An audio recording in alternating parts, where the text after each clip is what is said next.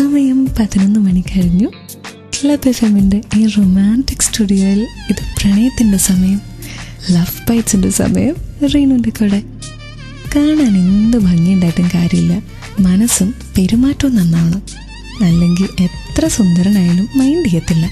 Handsome ആയതുകൊണ്ട് പ്രണയിച്ചേക്കാം, പക്ഷേ അടുത്ത് കഴിയുമ്പോൾ ഇയാളുടെ സ്വഭാവം നല്ലതല്ലെങ്കിൽ ആ പ്രണയം തകരും.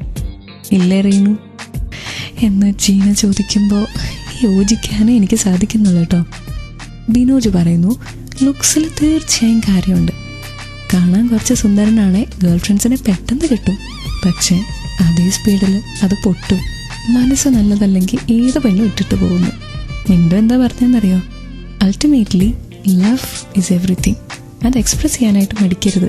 നമ്മൾ അങ്ങോട്ട് പ്രണയം പറഞ്ഞാൽ മാത്രമാണ് ഇങ്ങോട്ട് കിട്ടുമെന്ന് നമുക്കറിയുള്ളൂ. കിട്ടില്ല എന്ന് സ്വയം വിചാരിച്ചിരിക്കുന്നവർക്ക് ആരാ പ്രണയം കൊടുക്കാന്ന്?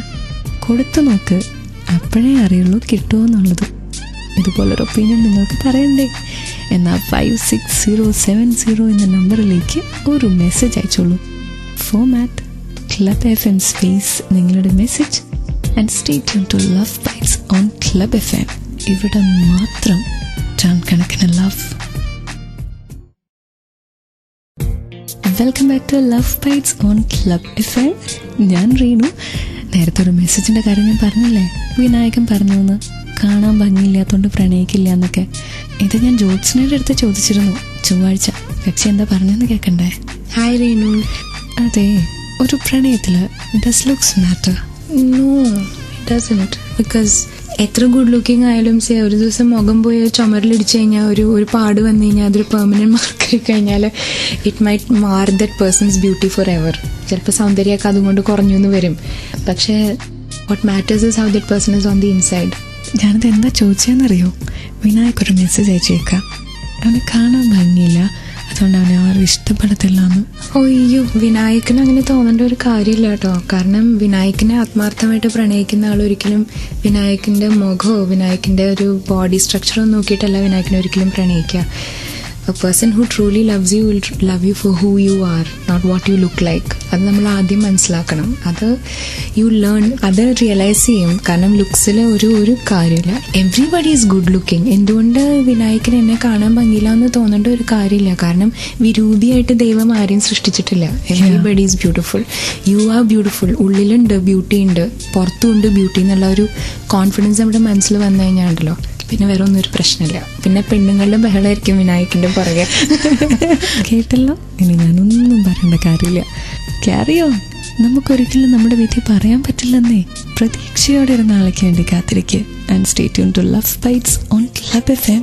ഇവിടെ മാത്രം ടൺ കണക്കിന് റൊമാൻസ്.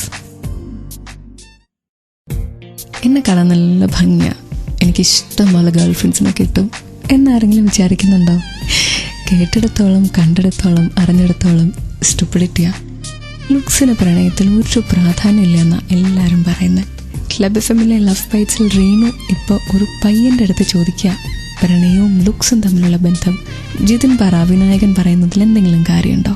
എൻ്റെ അഭിപ്രായത്തിൽ പ്രണയിക്കുന്ന സമയത്ത് ഗ്ലാമർ വേണമെന്നാണ് ഞാൻ പറയുന്നത്. എത്രത്തോളം? ഒരു ഏകദേശം 90% ഗ്ലാമർ വേണം. ഓഹോ, അപ്പോൾ ഈ പ്രണയം ലുക്സ് കൊണ്ടാണോ ഉണ്ടാകുന്നത്? ഇപ്പം എല്ലാവരും പറയുന്നത് ഞാൻ കേട്ടു. സത്യത്തിൽ നമ്മളൊരു പെൺകുട്ടിയെ കാണുമ്പോൾ, ഉദാഹരണത്തിന് ഞാനൊരു പെൺകുട്ടിയെ ആദ്യം കാണുമ്പോൾ അവളെ നോക്കുന്ന അവളുടെ സ്വഭാവം കണ്ടിട്ടല്ല, അവളെ ഗ്ലാമർ കണ്ടിട്ടാണ്.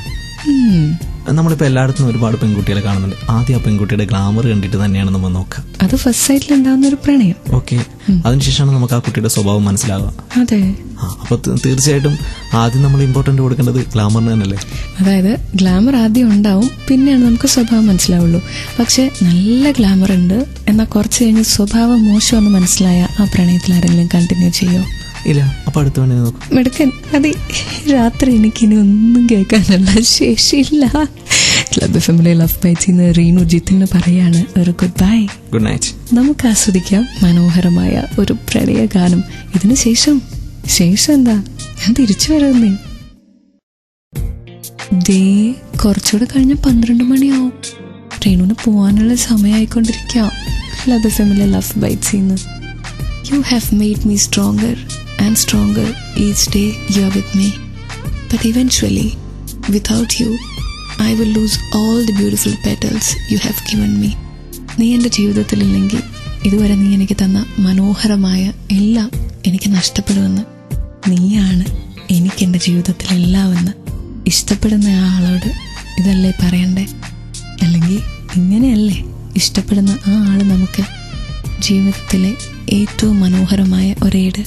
ക്ലബ് എഫ്എമ്മിലെ ലവ് ബൈറ്റ്സ് ഇന്ന് പോകുന്നതിന് മുന്നേ റീനു പറയാ, love, keep loving and keep listening to love bites on club FM. ഇവിടെ മാത്രം ടൺ കണക്കിന് romance. Good night, take care.